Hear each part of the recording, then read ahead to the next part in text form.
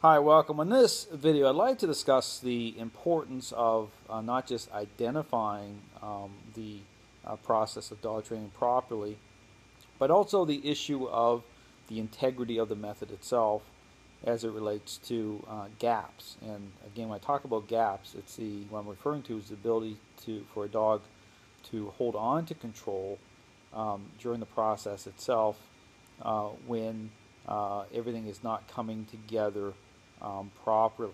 And one of the big problems, again, I talk about in the dog training world, is the popularity of this learning-based narrative.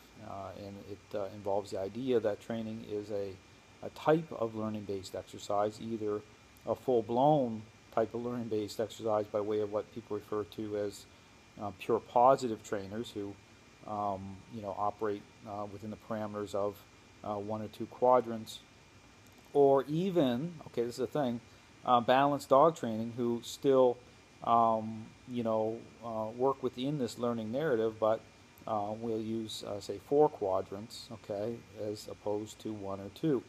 Now, the problem there, again, I talk about just how problematic this learning narrative is by way of the ability of dogs to hold on to control as that picture begins to take shape through response.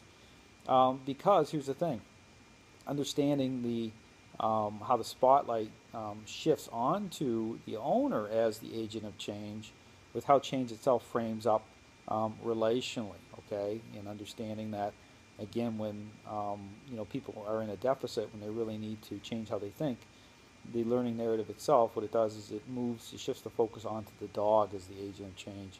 So it sets up a major problem, and at the same time it's very, very deceptive, because this is how it is that things can look absolutely great in the training environment, or even certain interactions where the dog is responding certain ways, but while at the same time continuing to hold control. Okay, so again, it's understanding the depth of what's happening and being able to understand how this stuff comes together. But again, getting back to this issue of gaps, okay, this is where, again, one of the things to really consider, and these are one of the dynamics that are in play. Again, I'd encourage you to check out a couple of videos I just put out where I'm actually using a diagram, and I'm talking about this spectrum. Okay, I'm showing how these things all kind of intersect and work together.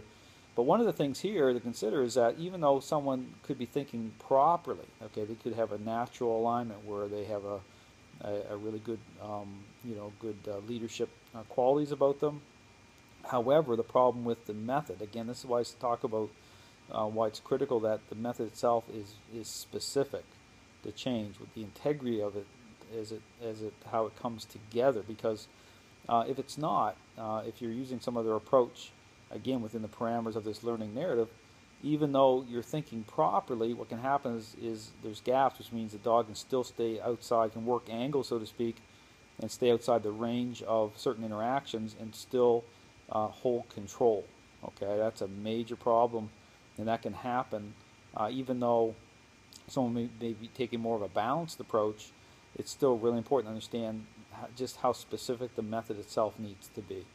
So again, if you're looking for answers, I encourage you to check out my website. Lots of great information. I have lots of videos that show how this all comes together, how it works to make sure that relational change is going to happen for dogs and owners. So thanks for watching.